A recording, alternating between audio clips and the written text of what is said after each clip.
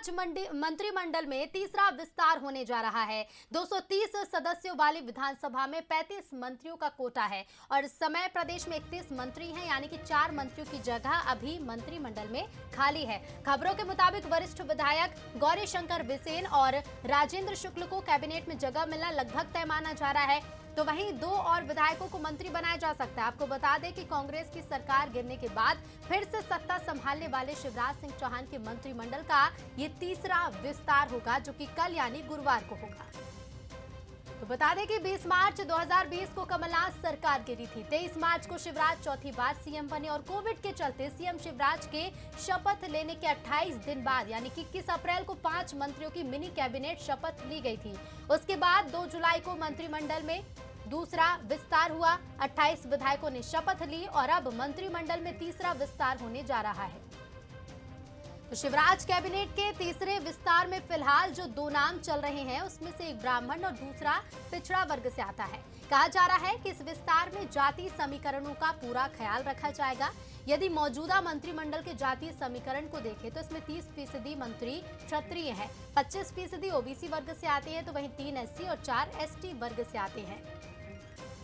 यदि शिवराज कैबिनेट को क्षेत्रीय समीकरण के लिहाज से अगर देखा जाए तो इसमें ग्वालियर चंबल संभाग से सबसे ज्यादा 9 मंत्री आते हैं। मालवा निमाड़ से भी 9 मंत्री आते हैं, तो वहीं इसमें कहीं न कहीं विंध्य और महाकौशल पिछड़ता नजर आ रहा है। लिहाजा विंध्य से राजेंद्र शुक्ल और महाकौशल से गौरीशंकर बिसेन को जगह दी जा रही है, ताकि क्षेत्रीय समीकरण को भी साधा जा सके।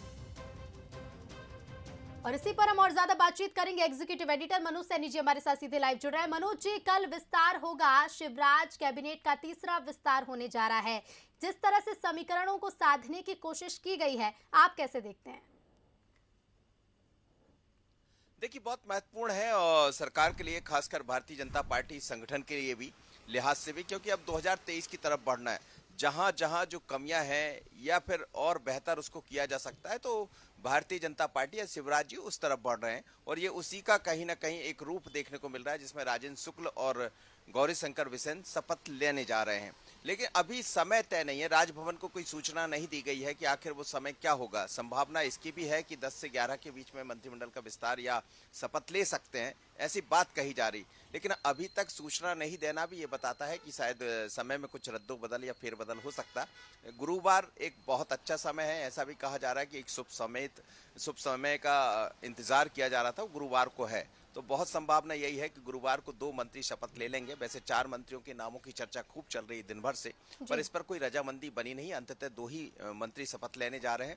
जहां तक क्षेत्रीय समीकरणों की बात करें तो बहुत महत्वपूर्ण है। राजेंद्र शुक्ल विंध्य से आते हैं, जिसने पिछली बार 2018 में भारतीय जनता पार्टी का बहुत अच्छा साथ दिया, तो बीजेपी चाहती वापस उसी स्थिति में हम आ जाएं 2023 में भी। और यदि गौरीशंकर बिसेन की बात करते हैं तो छिंदवाड़ा समेत आसपास जितने भी जिले हैं, वहाँ उनके समाज का, उनके वर्ग का और ओबीसी वर्ग का एक बड़ा बरदस्त है, इसलिए दिया गया है गौरीशंकर बिसेन को, और काफी दिनों से वो चर्चा में बने थे। ओवरऑल समीकरण साधना है, जातिगत समीकरणों की बात करें या स्थानीय क्षेत्रीय समीकरणों की बात करें, सभी को साधने का प्रयास है।